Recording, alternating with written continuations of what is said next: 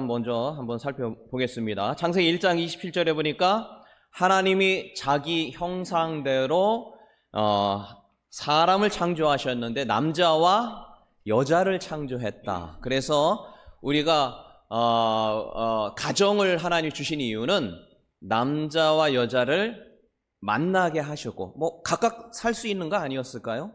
예, 그렇게 하지 않았잖아요. 그죠? 그를 하나님이 만나게 하셨잖아요. 데리고 와서 만나게 해주셔서 그게 최초의 결혼이었고, 그걸 통하여 하나님의 형상을 회복하게 하시는, 그것이 이제 가정의 목적이다, 이렇게 말씀을 드렸습니다. 그러면서 이제 결혼에 대한 질문을 했습니다. 하나님은 결혼할 사람을 미리 정해놓느냐, 그 질문을 했는데 뭐라고 그랬습니까? 아담과 하와 빼고는 미리 정하지는 않는다. 그래서 우리가 선악을 알게 하는 과실을 이게 먹고 잘못될 수도 있고, 또는 이렇게 안 먹고 끝까지 지키면 잘 될 수도 있는 이런 자유로운 의지를 갖고 있는 것처럼 결혼도 마찬가지다. 그래서 후보 이렇게 몇 명을 해놨죠. 그래서 후보 중에 하나님께서 원하는 사람이 있을 수가 있겠죠. 없을 수도 있고. 근데 하나님 원하는 사람을 내가 선택하여 갈 수도 있고 안 할 수도 있어요. 예. 그래서 우리가 결혼하기 전에 기도라는 것이 너무 중요합니다. 다른 어떤 것보다 기도 가장 많이 해야 되는 거죠. 왜냐하면 영향력을 너무 많이 주기 때문입니다. 배우자에 의해서요. 그래서 우리가 이 선택의 문제는 본인에게 달린 것이다. 그래서 나중에 결혼하고 나서 고생 많이 하거나, 하나님 왜 나 이 사람 만나게 해서 고생해 주셨어요? 라고 기도할 수도 있고 안 할 수도 있어요. 하나님 응답받고 하는 사람은 그렇게 기도해도 무관하지만, 본인이 선택해놓고 그렇게 고통당하는 거는 하나님 원망해서는 안 됩니다. 네. 자, 두 번째인데요. 결혼에 대한 믿음 없는 사랑과의 결혼은 어떠합니까? 였죠. 고린도전서 6장 14절, 너희는 믿지 않는 자와 무엇을 함께 매지 말라? 멍에를. 멍에 여러분 아시죠? 이렇게 소 같이 끌고 갈 때 위에다 이렇게 같이 가게끔 만드는 그 멍에 같이 매지 말라. 의와 불법이 어찌 함께하며 빛과 어둠이 어떻게 함께하냐. 뭐 그렇다고 이게 뭐 비기독교인가 뭐 절교하라 그런 뜻을 얘기한 거는 아니다. 우리는 빛과 소금의 역할을 통하여서 그들에게 다가가야 되는 건 맞지만, 우리가 주님의 일을, 하나님의 형상을 회복하는 이러한 어떤 것이 우리의 그 정체성이고 우리가 갈 일인데, 그게 늘 어긋날 수밖에 없는 상황이라고 한다면 그것은 어려울 수밖에 없는 것이죠.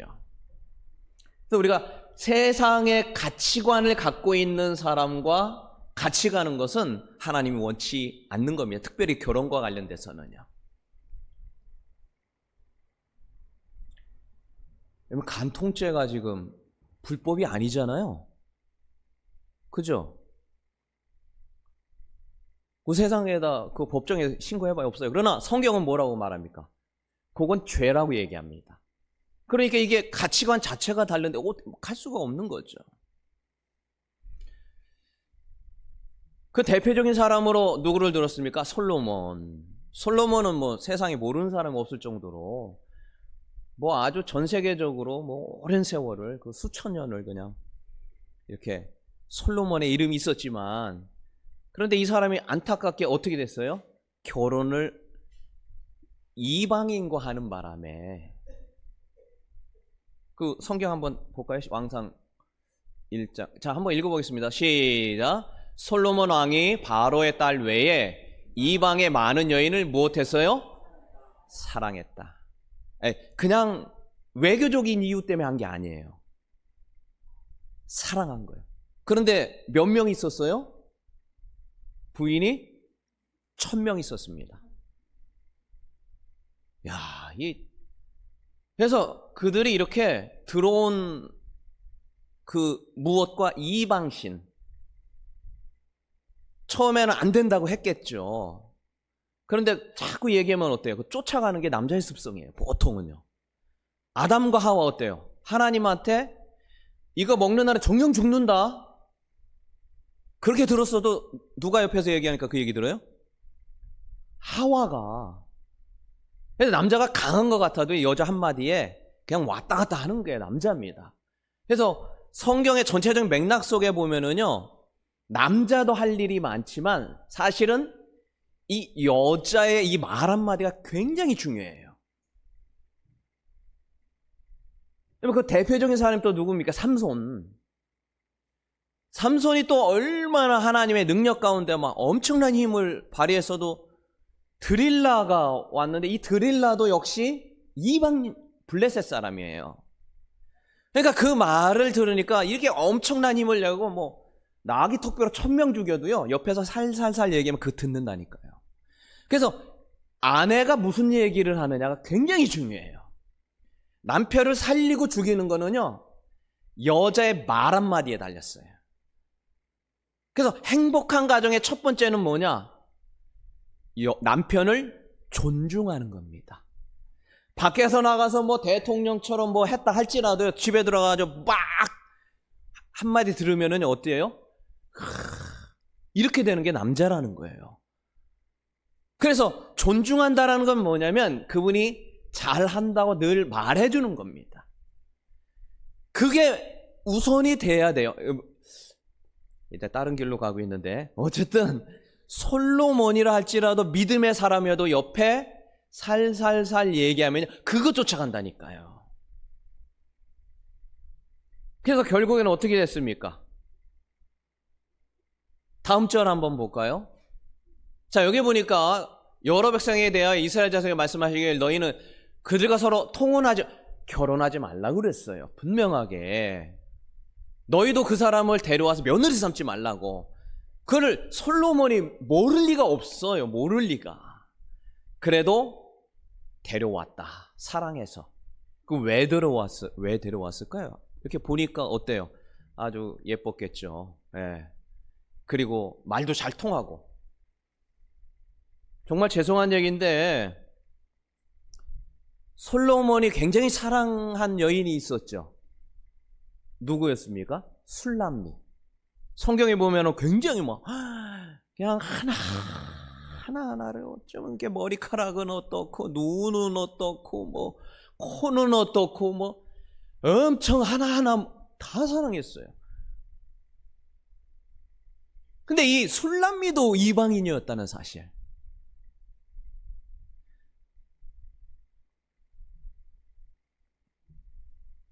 어쨌든 결혼하지 말라고 한 이 모든 사실을 이 여인을 사랑하다 보니까 말이 통하는데 결혼해야 되나 말아야 되나 이런 뭐 이건 어떤 생각을 가졌는지 모르겠지만 어차피 사랑해 버리니까 끊을 수가 없어요.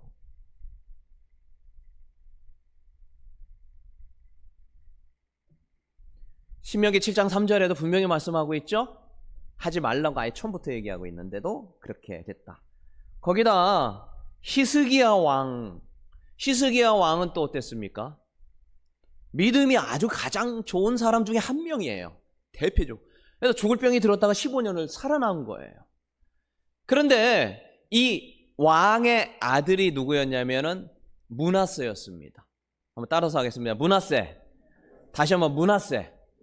이 므낫세였는데 12살의 왕이 됐어요. 12살의 왕이 됐는데 이게 뭘 안다고 이 어린 므낫세가 왕 되자마자 모든 우상들 다 들어왔어요. 그러니까 아버지가 다 없앤 거 다 세웠어요.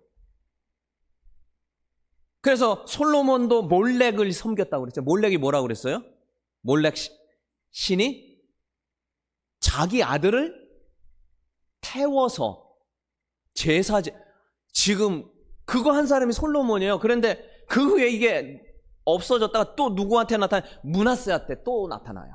근데 이 므낫세의 아버지가 누구라고요? 믿음이 아주 좋은 히스기야 왕.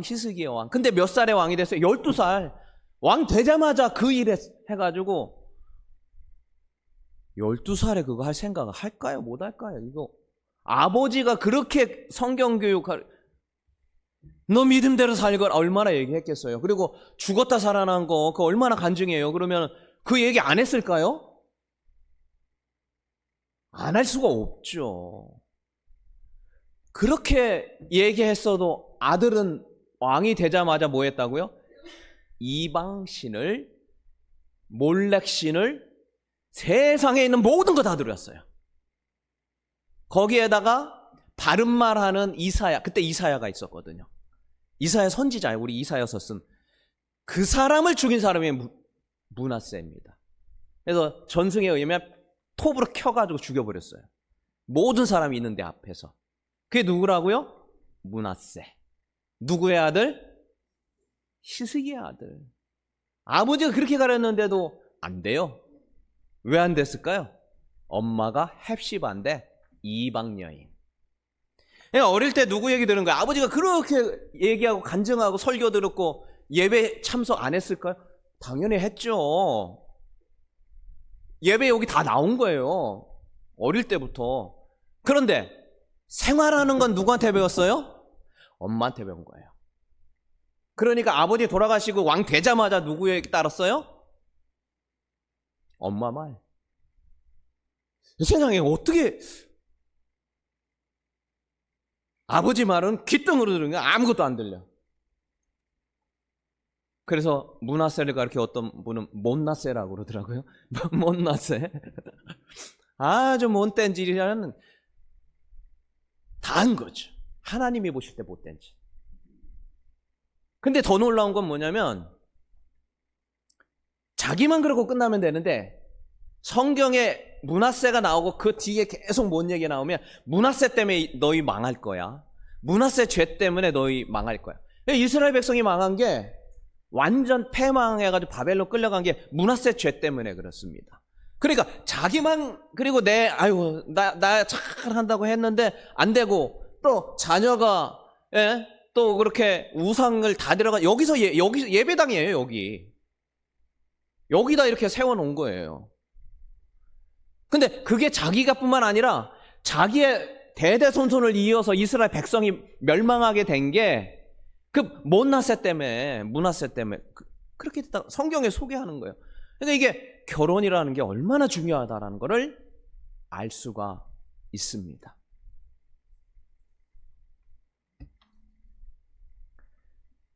자, 그래서 그 다음 질문인데요. 그러면은 불신자와 믿음 없는 사람과 결혼하는 것 어떻게 해야 될 것이냐? 우리가 불신자와 결혼한다라는 것은 어떤 개념이냐면 내가 아프리카 오지에 믿음 하나도 없는 그 가정에 선교사 간다는 거고 딱 맞는 거예요. 아주 거의 흡사합니다.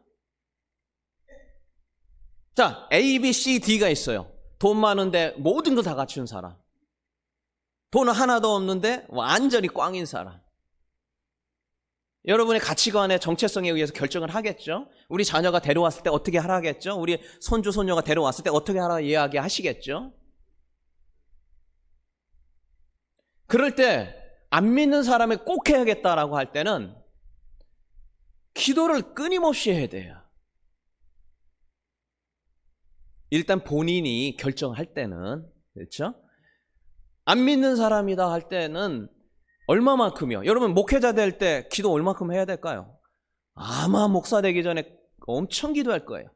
근데 그것보다 수십 배 어려운 게 아프리카 오지에 선교사 가는 거예요. 왜? 나밖에 없으니까. 영적으로 기도해 줄 사람이. 여러분 선교사 나가는데 내 느낌이 선교사야 하여서 나갈까요? 아니면 목사 되는데 느낌이 나 목사야 그럴까요? 아니면 기도하고 또 기도하면서 하나님이 내게 선교사 나가러 가는지 목사 나가러 가는지 응답 받고 할까요? 보통은 어때요? 응답을 받고 하죠. 선교사 나가는데 그냥 선교사 나가야지 에이 이렇게 하는 사람은 거의 없을 거예요. 그러니까 여러분 안 믿는 자들과 결혼할 때는 믿는 자들과 결혼하는 거에 수십 배는 더 결혼하려니 기도해야 된다. 기도를 옆 사람과 이야기하겠습니다. 기도하고 결혼합시다. 자, 준비 시작. 기도하고 결혼합시다. 이미 결혼했는데 뭘 어떻게 하라는 거냐. 기도 안 하고 안 믿는 자 결혼한다는 거는 내 기도 안 하고 오직 아프리카 선교사 간다는 거 똑같아요.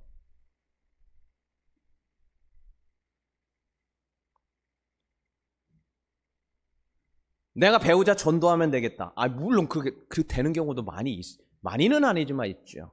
그러니까 솔로몬과 히스기야나 삼손도 너무 힘들어했던 거죠. 그 정도 것보다 좀 낫다라고 하면은 해도 됩니다. 제가 분명히 얘기했습니다.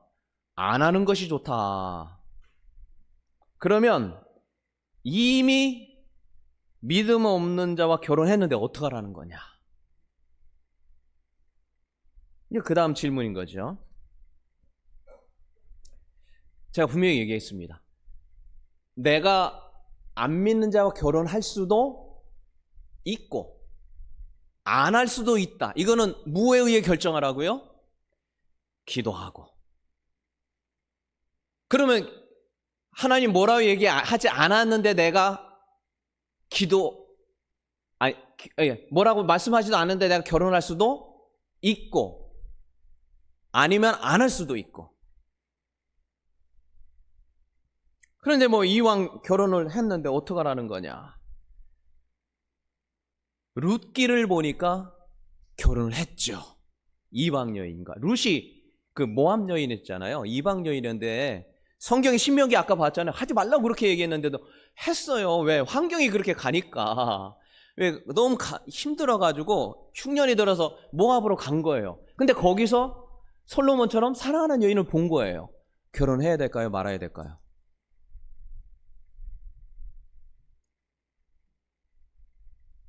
기도하라고 그랬죠, 제가. 기도하고 하나님 뜻이면 해야죠. 그러니까 그냥 엄청 기도하셔야 돼요. 근데 내가 기도하고 했는지 안 하고 했는지는 정확하게 모르겠지만 어쨌든 룻과 했습니다. 근데 결과적으로는 어떻게 됐어요? 그 룻이 하나님을 섬기게 된 거예요. 이 모압에 모압 신이 있습니다. 아예 이방인이에요. 아예 몰라요, 하나님 자체를. 아는 사람도 있을 수 있겠습니다만. 그런데 그 사람이 변했어요. 어떻게 해서 변했을까요? 하나님을 안 섬기던 사람이 그 어머니 누굽니까? 그 시어머니 나오미가 행실이 아주 좋았던 걸 알 수가 있어요. 여러분, 믿지 않는 자들이 돌아오는 경우는 대부분 어느 때일까요? 교회 나갑시다, 예수 믿읍시다. 물론 그렇게 해가지고 하는 경우도 있겠지만 보통은 어떨까요? 그의 행실을 보고 하나님에게 돌아온 경우가 많아요. 행실은 엉망이고 교회 나가면은 교회 나오지 말라 하는 것과 거의 비슷해요. 그 행동이 하나님의 형상으로서의 삶을 보여주면 그러면 누가 나와요? 배우자가 나온다니까요. 교회 나가세요 마세요 할 필요도 없어요, 보통은요. 나오미의 삶이 그런 거죠. 그러니까 그 삶으로 보여주면 그 사람이 변화되게 있는 게 그게 복음의 능력인 거죠. 그러면은 우리 남편이 아내가 안 나오는 게 내가 삶이 엉망이라 안 나오는 거냐? 그럼 내가 어떻다 말은 못 하겠어요. 왜? 하나님의 때가 있을 수도 있으니까. 그러나 어쨌든 룻은 그랬다라는 거예요. 네, 믿음의 좋은 본보기를 보여줬기 때문에 내가 어머니의 하나님이면 내 따라가겠다. 어머니의 난 몰라. 난 그거 하나님 누군지도 난 잘 모르겠는데 어머니가 믿는 하나님이라면 그건 진짜 백이다라는 거예요. 하나님이 진짜 살아 계시다라는 걸 누굴 통해 보아요? 어머니 나오미를 통해 봤기 때문에 룻이 변화돼서 돌아온 거죠. 여러분, 우리가 그 어거스틴이라고 하는 분 많이 들어보셨잖아요. 우리 예화에도 많이 나오고 이야기도 많이 하고 저도 이야기를 한 것 같은데, 이 사람의 어머니가 누구라고요? 따라서 합니다. 모니카. 따라서 그냥 모니카. 하모니카가 아니라 모니카예요, 모니카. 근데 이 모니카가 아주 독실한 기독교인이었어요, 아예. 근데 남편이 이교도. 모압의 그 룻 비슷한 비슷합니다. 아내는 독실한데 남편은 이교도, 이방 신성기던 사람이었어요. 남편 이름도 나와요. 파트리키우스라는 사람이 아예 그 기록에 나와요. 아버지. 파트리키우스라는 이제 결혼했는데 이 사람은 부도덕하고 난폭한 행실을 가졌던 사람이다라고 기록이 돼 있어요. 남편이. 누구의 남편이요? 하모니카가 아니라 모니카 남편이 왜 이 사람하고 결혼했는지 어쨌든 사랑하니까 그냥 결혼하게 된 건데, 결혼했는데 이게 시어머니를 모시고 사는데 시어머니는 술을 그렇게 좋아했어요. 이게 술 좋아해가지고 그 음주벽이 있다. 뭐 아주 알코올 중독적인 그 주사라고 하죠. 술 마시고 막 이게 막 너무 안 좋았다. 그게 기록이 남았어요. 그럼에도 불구하고 이 엄청난 고통을 당했는데 결국 그 남편이 이 파트리키우스가 세례를 받고 주님 앞에 돌아왔습니다. 그 기록이 남은 건데. 네, 어쨌든 이런 어려운 많은 일이 있었는데 이거 어거스틴의 아버지였던 이 아버지가 이교도니까 그 영향을 받을 수밖에 없겠죠. 어거스틴. 아버지가 부도덕하다고 그랬잖아요. 그 행실을 볼 수밖에 없고 배울 수밖에 없어서 어릴 때 10대부터 그 참회록에 보면은 그 어린 시절 청년 시절에 방탕했다 나오고 10대 때 불량배들하고 그렇게 놀아다녔어요. 늘 같이 다니고 쾌락을 쫓고 도둑질하고 방탕했다고 나옵니다. 10대 후반에는 결혼하지 않고 동거를 시작해서 사생아를 낳았죠. 그리고 기독교 이단이었던 마니교라고 하는 곳에 취해 살았습니다. 근데 그가 어떻게 해서 근데 아들이 돌아왔을까요? 어떻게? 이게 거의 뭐 포기 상태. 근데 이 어거스틴이 사도 바울 다음으로 아주 가장 뛰어난 신학자, 삼위일체를 가리킨 사람이 어거스틴이다 해서 AD 한 300년대 사람이거든요. 사도 바울 이후에 가장 위대한 신학자가 어떻게 됐느냐? 뭐 하나님께서 다 뭐 하시기 일이 있었지만 어머니의 역할이 컸어요. 어거스틴이 딴 사람 몰라도 그 어머니의 그 영향을 많이 받았어요. 그렇게 안 좋은 짓 하고 나쁜 짓 해도 어머니의 말은 이렇게 들으려고 한 거죠.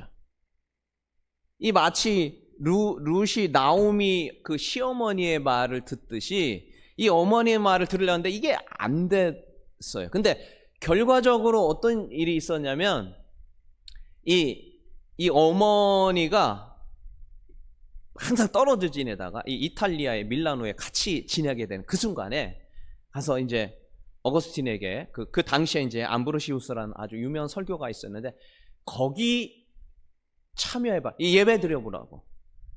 그렇게 그냥 가가지고 얘기를 한 거예요. 근데 뭐 쉬웠겠어요? 그래도 어머니의 간절한 간구가 있었고 또 기도를 끊임없이 한 거죠. 하면서 거기에 참석하면서 어거스틴이 변화되기 시작한 거예요. 그 예배에 참석하면서. 그래서 그 삶을 하나님께서 확 바꾸셔서 이렇게 지금 우리가 아는 그 어거스틴이 되었다는 겁니다. 여러분. 그러니까 이 룻과 아니면은 모니카와 같은 경우도 있을 수 있는 거예요.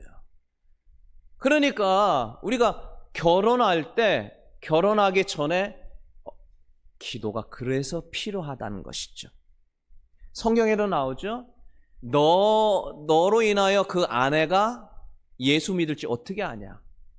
너로 인하여 그 남편이 예수 믿을지 어떻게 아냐?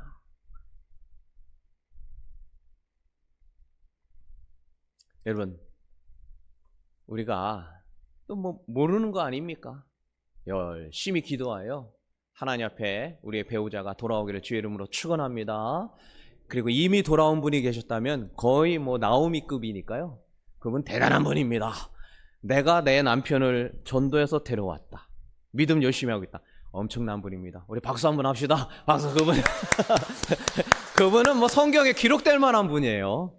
제가 볼 때는요. 이거 뭐 대단한 거예요. 예. 그러니까 어쨌든 우리가 믿지 않는 자와 결혼해야 될 상황에 처해 있다면 정말 기도 진짜 많이 하시고 하셔야 돼요. 자, 그 다음 건 결혼에 대한 거면 이혼에 대한 겁니다. 작년 2023년도 통계 조사를 보니까 1년 동안 결혼한 사람이 한 19만 4천 건, 19만 4천 쌍이 있는데 이혼한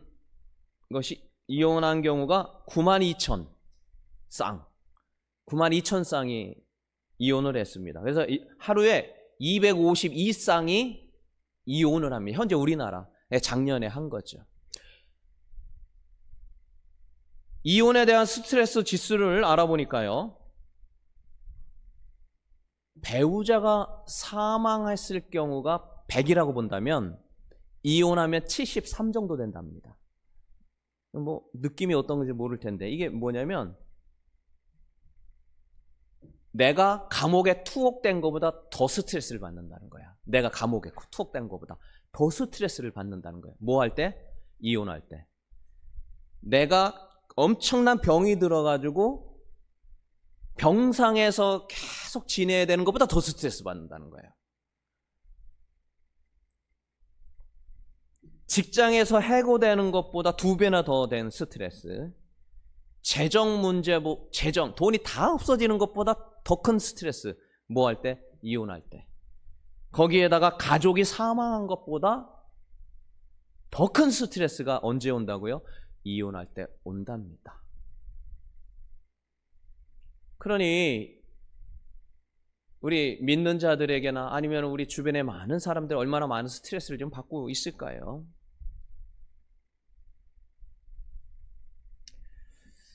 이혼은 하면 될까요? 안 될까요? 성경에는 이혼하는 경우도 있다라고 말합니다. 첫 번째, 두 가지가 있는데 첫 번째는 예수님이 한 경우고 두 번째는 바울이 한 경우입니다. 첫 번째는 마태복음 19장 9절을 한번 봅니다. 많이 봤을 텐데요. 자, 다 같이 읽습니다. 시작. 내가 너희에게 말하노니 누구든지 음행한 이후에 아내를 버리고 다른 데 장가드는 자는 간음합니다. 그러니까 어느 때는 가능해요? 절대 나눌 수 없다 하고 지금 이 말씀하신 거예요. 그러니까 뭐 할 때? 음행한 거 외. 그 음행이 뭐예요? 외도를 말하죠. 바람핀 거예요. 우리 그 간통죄 얘기했죠? 그건 이제 지금 죄도 아니라고 하는데 그거 하면은 이혼이 가능하다는 거예요. 누가 얘기한 겁니까? 예수님이 한 얘기예요. 근데 무조건 하라는 게 아니라 그렇다고. 예. 그러니까 이게 외도한 경우는 가능할 수도 있구나라는 겁니다. 자, 두 번째 사도 바울이 가르친 이혼인데요. 거기 사도 바울은 또 세 가지로 아주 얘기를 했어요. 첫 번째는 뭐냐면 둘 다 예수 믿는 가정이냐 아니면 둘 중에 한 명은 안 믿냐 이거에 따라서 다르게 한 거예요. 자, 읽습니다. 10절 시작. 결혼한 자들에게 내가 명하노니 명하는 자는 내가 아니요 주시라. 여자는 남편에게서 갈라서지 말고. 다음 절. 만일 갈라섰으면 그대로 지내든지 다시 그 남편과 화합하든지 하라. 남편도 아내를 버리지 말라. 이게 뭔 얘기냐면 예수님이 음행한 연고로 이렇게 이혼을 할 수가 있는데 둘 다 믿는 자인데 음행한 연고가 아니라 성격 차이로 이혼했다. 그러면 그 사람하고 다시 결혼하든지 아니면 혼자 지내라는 거예요.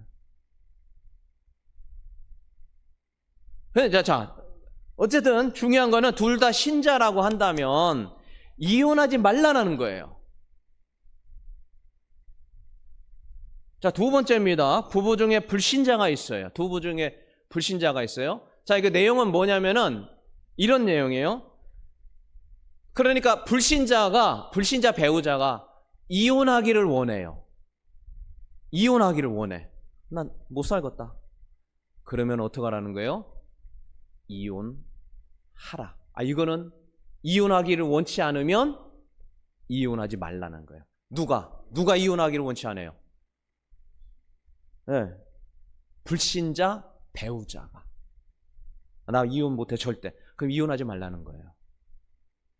근데 그 다음 왜 그러냐면은 13절인 그 다음 절 봐보. 그 다음 절 하나 더 보세요. 그 다음 절 거 한번 봐보세요. 13절입니다. 어떤 여자에게 믿지 아니하는 남편이 있어 아내와 함께 살기를 좋아하거든 그 남편을 버리지 말라 했죠. 그 다음 절 그거 있나요? 자, 그러니까 아내 된 자여 네가 남편을 구원할지 어떻게 아냐. 남편 된 자여 내가 아내를 구원할지 어떻게 아냐. 그러니까 이게 무슨 얘기냐면 불신자가 원하지 않으면 이혼하지 말라는 거예요. 왜? 그 사람이 구원받을 수 있으니까. 룻의 가정처럼 모니카의 가정처럼 될 수 있는 거 아니냐. 그러니까 원치 않으면 이혼하지 말라. 그런데 원하면 그 다음 절 혹 믿지 않은 자가 갈리자 하면은 갈리게 하라. 형제나 자매가 이런 일을 구해될 것이 없느니라. 그러나 하나님은 화평 중에서 너희를 부르. 이게 무슨 얘기냐? 안 믿는 불신자가 뭐라요? 이혼하자. 그러면 이혼할 수 있다는 거예요. 자, 이제 다시 좀 이야기하겠습니다. 첫 번째, 이혼은 하나님이 원하지 않는다라는 대전제입니다. 왜? 하나님이 만나게 해주셨기 때문이다. 근데 이혼하는 경우가 있다라는 거예요. 어느 때? 배우자가 음행한 경우. 음행은 뭐예요? 외도한 경우죠. 다른 여자 생겨서 뭐 좋다 이게 아니라 간통죄를 얘기하는 거예요. 간통. 그런 경우에는 가능하다라는 거고. 또 한 가지가 어느 때입니까? 불신자의 신앙적인 문제. 신앙적인 문제로 인하여서 불신자가 나 너하고 못 살아. 누가? 남편이나 아내가. 너무 막 힘든 거예요. 그러면은 그때는 이혼을 할 수도 있다라는 거예요. 근데 그 배우자가 나는 안 돼 라고 하면은 이혼하지 말고 끝까지 살아라. 왜? 그 사람을 하나님이 예수 믿게 해서 천국 가게 할 수도 있는 거 아니냐. 그러니까 그때까지 기다리고 참음에 인내하라. 지금 그 이야기인 거죠. 자, 어쨌든 이것은 성경의 내용입니다. 그러나 상담에서는 일반적인 경우 이혼을 하라라고 말합니다. 어느 때냐? 지속적인 폭력이 있을 경우에, 자녀를 학대하는 경우, 무책임한 유기행위 등이 있을 경우에 최선을 다해 노력했는데 안 된다라고 할 경우에는 이혼을 하라라고 말하지만 성경이 말하는 이혼은 아닙니다. 무슨 얘기인지 아시겠죠? 그럼 어떻게 하라는 거냐? 그는 본인이 기도하고 판단하시라는 얘기입니다.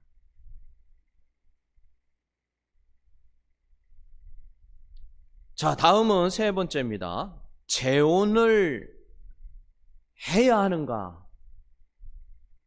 자, 한번 읽어보겠습니다. 고린도서 7장 8절 한번 보죠. 자, 다 같이 읽습니다. 시작. 내가 결혼하지 아니한 자들과 과부들에게 이르노니 나와 같이 그냥 지내는 것이 좋으니라. 9절. 만일 결제가 아니라 절제죠. 절제할 수 없거든 뭐 하라고요? 결혼하라. 정욕이 불같이 타는 것보다 결혼하는 것이 나으니라. 이거는 일반 결혼도 마찬가지인 것이죠. 그래서 정욕이 나를 너무 이렇게 막 힘들게 하고 주변에서 계속 나를 정욕으로 인하여서 죄를 짓게 만들면 뭐 하라고요? 결혼해라. 다시 재혼해라. 재혼에 관해서는 각자가 판단하시면 됩니다. 그러나 중요한 것은 내가 믿음 생활하는데 하나님 앞에 다가가는데 이 정욕적인 부분이 끊임없이 여기에서 일어난다면 결혼하는 것이 맞다라는 것입니다. 자, 이제 우리 결론적으로 말씀을 드리면서 우리가 행복한 부부 생활의 영적 원리 5가지를 말씀을 드립니다. 첫 번째로는 신적 만남의 원리입니다. 창세기 2장 21절과 22절을 보겠습니다. 신적 만남의 원인인데요. 거기 창세기 2장 21절에 보면 여호와 하나님이 아담을 깊이 잠들게 하고 누가 데리고 왔어요? 하나님이 데려왔다라는 사실 꼭 기억하셔야 돼요.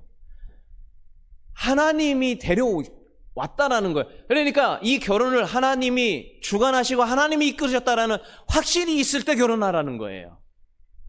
이게 행복한 가정의 첫 번째 원리입니다. 그래서 믿지 않는 자와 하나님이 선교사와 같이 만나게 하기를 원하신다면 해야죠. 그러니까 이게 하나님이 하셨는가 안 하셨는가라는 분명한 확신과 사인 없이 하는 거는 아무 느낌 없이 제가 목회하는 것과 똑같은 거예요. 선교사 나가는 것과 똑같은 거예요. 그러니까 신적 만남의 원리가 먼저 되어 있지 않으면 늘 삶이 불행할 수밖에 없어요. 그러니까 첫 단추가 잘못 껴지는 바람에 모든 게 다 힘들어지는 거죠. 첫 번째 부부의 행복한 영적 원리는 따라서 합니다. 신적 만남의 원리. 시작. 신적 만남의 원리. 하나님이 하셨는지 안 하셨는지 확신이 들 때까지는 좀 보류하셔야 돼요. 결혼하는 것. 그래 나중에 싸워가지고 막 이혼할 것 같은 상황에서도 뭐 해야 돼요? 기도하게 되겠죠. 아니 하나님이 그렇게 해놓고 이게 말이 됩니까? 라고 하나님께 따지면 그때 하나님 이 얘기 해주시겠죠. 근데 본인이 좋아서 해놓고 그렇게 힘들면 아니 네가 선택해놓고 너는 뭐 나한테 원망을 하냐 이런 얘기 듣겠죠. 왜냐하면 결혼하면은 불신자가 결혼하면 고통당하는 거? 보나마나 뻔해요. 그건 뭐 100이면 100입니다. 근데 그걸 구원하고자 하는 계획이 있을지 이건 나는 모르는 얘기 아닙니까? 그러니까 신적 만남의 원리가 첫 번째 꼭 필요한 거예요. 행복한 가정이 되고 하나님의 형상을 회복하는 가정이 되기 위해서는요. 자, 두 번째는 독립의 원리인데요. 창세기 2장 24절에 보니까 이러므로 남자가 누구를 떠나요? 부모를 떠나려고 하는데 부모가 결혼했는데 계속 간섭해. 이렇게 해라 저렇게 해라 막. 이게 참 가정을 힘들게 한다니까요. 그래서 뭐 죽이 되든 밥이 되든 어떻게 해야 돼요? 그렇다고 포기하고 아무것도 하지 말라는 얘기가 아니라 기도해야 되겠죠. 그래서 부모의 간섭이 이게 참 힘들게 합니다. 누구를요? 결혼한 가정을요. 그래서 저도 결혼한 딸 바로 옆에 사는데도 안 가요. 안 갑니다. 언제만 갈까요? 일이 있을 때만 가요. 저희 아내도 반찬을 해줘야 되나 말아야 되나 막 해주면 좋죠. 근데 해주러 갔다가 냉장고 보면 어떻게 될까요? 아휴, 이거 또 간섭하기 시작하게 되겠죠. 그래서 저희 아내가 이거 가서 해야 되나 말아야 되나 막 그랬는데 근데 결론으로 특별한 일 없으면 가지 말자. 그 특별한 일이 뭐 이제 뭐 자주 있는지 뭐 가끔 있는지 모르겠지만 어쨌든 건수가 아닌 이상은 떠나라고 그랬잖아요. 이게 떠나라는 게 신체적, 정신적, 정서적 이게 다 떠나라는 거예요. 그렇다고 신앙생활 엉망으로 막 하고 있는데 그거 이렇게 두라는 뭐 그런 건 아니겠죠. 어쨌든 중요한 거는 거기 간섭하는 걸 하지를 마셔야 돼요. 부모님은 결혼하고 나면 결혼하기 전까지 막 이래도요 둘이 알아서 하게. 이게 독립의 원리인 거예요. 자, 세 번째 행복한 부부 생활 하기 위해서는 하나됨의 원리라는 거예요. 그 아내와 합하여 둘이 하나가 됐다. 혼자서 뭐 할 생각은 하지를 마세요. 부부끼리. 이 사람 얘기해봐가지고 뭐 안 할 거가 분명해. 내가 볼 때 아무리 좋아도 같이 하라는 얘기예요. 그래 이게 좀 합하여 둘이 한 몸이 됐다. 어떤 일이든 서로 이야기하고 하시고 상대방이 원치 않으면 잠깐 멈췄다 하시고. 예. 근데 이게 신앙적인 것까지는 얘기하는 게 아닙니다. 신앙의 원리는 뭐예요? 하나님의 우선이잖아요. 가정에서 아무리 부부가 이렇게 하더라도 이렇게 하더라도 하나님이 원하시는 것은 하지 말아야 돼. 뭐 예를 들어서 뭐 다른 어떤 우상을 섬기는 일에 앞장서서 부인이 이게 그 성경에 보면 그것 때문에 다 솔로몬이고 뭐 다 근거 되잖아요. 그건 절대 아닌 건 아닌 거지만 그러나 왜 일반적인 거에서는 합의하지 않은 건 하지 말아야죠. 자, 네 번째로는 도움의 원리. 창세기 2장 18절에 보니까요. 2장 18절에 보니까 하나님이 이르시되 혼자 사는 것이 좋지 아니하였다. 그래서 돕는 배필을 줬다. 우리가 보았던 말씀이죠. 그러니까 이거는 내가 부족함을 인정하고 상대방이 도와주는 거에 기분 나빠하지 말고 자존심 상하지 말라. 이것이 바로 이제 도움의 원리고 하나님은 원래 그렇게 만들었다라는 것을 꼭 기억하시기 바랍니다. 네, 마지막 5번째인데요. 말의 원리입니다. 아담이 처음에 하와를 보고 뭐라고 그랬어요? 이는 내 뼈 중에 뼈요, 살 중에 살이다. 이게 말의 원리인데요. 그래서 남자들은 아내를 사랑하는 것을 무엇으로 표현할 수 있을까요? 에베소 5장 33절에 보니까 그런 말씀이 있어요. 있나요? 예. 그러나 너희도 각각 자기 아내 사랑하게 자신과 같이 아내도 자기 남편을 존중하라, 존경하라라고 있는데 아내 사랑하는 것을 이 말의 표현에 의해서 하셔야 된다는 거예요. 그래서 늘 사랑한다고 말하고 내 뼈 중에 뼈도 살 중에 살이다라고 말을 하면 그 말에 의해서 사랑을 느끼게 하고 그 사랑에 의해서 아내는 남편을 존중하고 존경하게 된다라는 것이죠. 자, 행복한 부부 생활의 원리. 첫 번째는 뭐라고요? 신적 만남의 원리. 한번 따라합니다. 신적 만남의 원리. 예, 기도하고 꼭 하시라는 겁니다. 두 번째는 뭐라고요? 독립의 원리. 시작. 독립의 원리. 결혼하면 그들이 하게끔 그냥 두세요. 세 번째는 뭐라고요? 하나됨의 원리. 같이 이야기하고 꼭 하시기 바랍니다. 네 번째로는 뭐라 그랬어요? 따라서 합니다. 도움의 원리. 다시 한번 도움의 원리. 예, 내 부족한 건 상대방이 나를 채워준다. 나 혼자 다 못한다라는 걸 꼭 기억하시기 바랍니다. 다섯 번째는 말의 원리. 예, 뼈 중에 뼈요, 살 중에 살. 말해주라는 거예요. 뭐 사랑하는 거 다 아는데 뭘 이렇게 생각해서는 안 돼요. 그래, 말해주고 사랑한다고 이야기하고 꼭 그렇게 해주시기 바랍니다. 그래서 이 5가지의 원리가 여러분 가정 속에 있어서 늘 행복하고 감사하고 하나님께 영광을 돌리는 은혜가 있기를 주의 이름으로 축원합니다. 우리 한번 반주 한번 해주시고요. 하나님, 우리 가정 하나님 원하시는 귀한 가정 될 수 있도록 하나님 은혜 내려